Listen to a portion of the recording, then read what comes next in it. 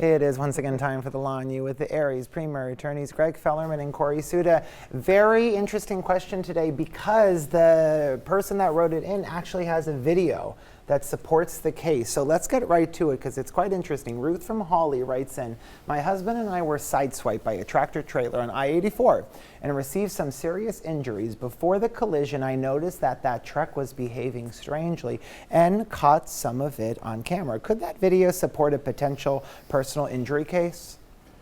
It could absolutely support the case. And unfortunately, most of the times we don't have video like this. As you can see in the video, the tractor trailer is flashing his lights, his four ways, and just driving in a strange manner. Most of the times we don't have video like this.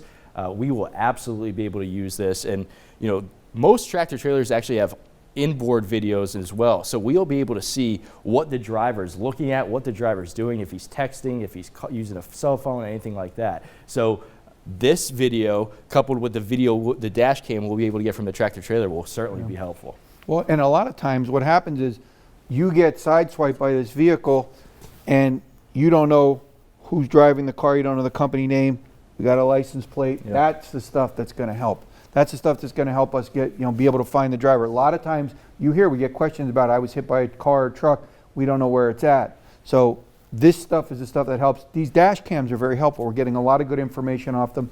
We're seeing a lot more people using them, just like we're seeing with the rings, we're seeing all the video.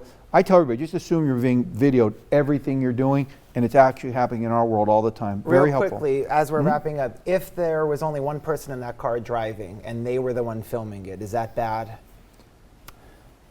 Not the greatest thing to do, but she obviously noticed something was awry. Yeah, answer your questions by visiting that website or calling the hotline.